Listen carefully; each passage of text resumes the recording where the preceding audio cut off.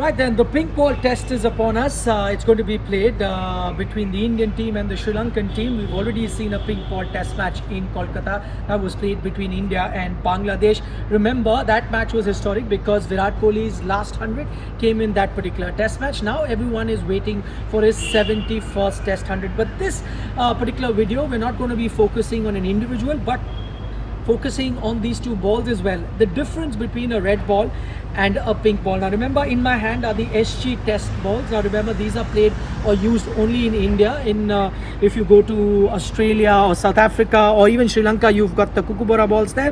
When you go to England, you get the Duke's ball. Of course, the nature of all these balls are going to be different. Now, what is the essential difference between the red ball and the pink ball? The first thing that really stands out is the thread that is used for the red ball is white and it's black for the pink ball, only because to keep the contrast, because you want the batsman, remember batsmen also keep a lookout on the seam, they're looking at which way the seam is pointing, so the contrast is needed. If you had the white seam on the pink ball, then that contrast wouldn't be there. So the thread is the first difference. The other difference that you really notice is the seam. In the red ball, the seam is a little bit more pronounced. In the pink, it isn't as pronounced as other balls. However, I must admit that the ones that I saw with Kookaburra pink balls, the seam was much flatter in the Kookaburra pink balls. In SG, there is still a pronounced seam, so that's a difference. So the difference between the red and the pink, as far as the coming out of the seam isn't that much as I noticed in Kookaburra. Let me just give you some sort of an history. The first time I actually saw a pink ball being used was in 2011. I was covering the India versus England tour at the time, and I traveled specifically to look at a county game that was being played in pink with pink ball. At that time, that was an experiment.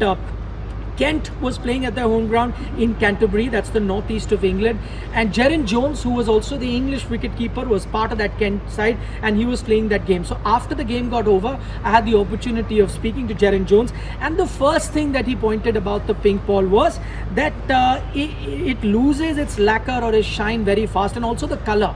So that was the biggest concern. He said that it loses it as compared to the red ball. So even after 80 overs, while the red ball was easily spotted, the pink ball wasn't spotted because it did lose that color of its, and that still remains a problem when you compare the red and the pink ball. The other issue with the pink ball that was told to me by players was that it became soft much quicker. So one, losing color, the other, it became softer. The leather that was used, it became softer much quicker compared to the red ball. So while the red ball, even after 60, 70 overs, remained much hard, the pink ball became soft, and which meant stroke making became very, very difficult for batsmen. So these are the first few feedbacks. Though the pink balls have improved over a period of time, still that concerns remain when you look at the pink and the red ball. There was a rumor doing the round for many years that I remember addressing. People said that the pink ball is lighter. Well, that's a rumor. Let that be put to rest. The weight of both these balls is exactly the same. So that is not the issue at all. What is the other difference between these two balls? The lacquer that is used. So the lacquer is the kind of wax that you see that allows you to keep the shine. You will see that the lacquer here, or the wax here, is slightly more, which is what allows it to move in the air a lot. And also, considering sometime or not sometime, in a day and night match, the game also goes beyond when the sun is set. Also, there is a lot of moisture, there's coolness in the breeze that allows the ball to move a bit more. So that is why the ball tends to swing a little bit more in the air compared to the red ball. But what happens when you want to seam the ball? That's where the more pronounced seam of the red ball comes into play, not so much with the pink ball. So these are essentially the difference that you see between these two balls. I remember the game that was played versus England, in which Akshar Patel picked up a lot of wickets, bowling with the pink ball. So what did you learn from those particular deliveries? You learned that the ball tends to squid on a lot, and we saw a lot of bowlers using cross seam deliveries, not so much using the seam, but a cross seam delivery, so that the ball bounces on the not on the seam but on the lacquer side, which allowed it to skid on. And you remember, a lot of English batsmen got out either leg before or bowled, so that is because you use a lot of cross seam. So these are essentially the difference.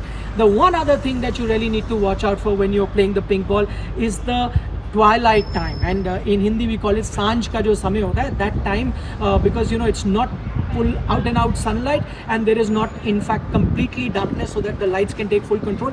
It's the twilight time which is very dangerous. It's very difficult to spot the ball, and that's where most batsmen tend to get out. So as a batsman, you have to be very, very careful during that time. So these are the essential differences between the red ball and the pink ball. If you like the video, don't forget to subscribe to Sports Today for more such content.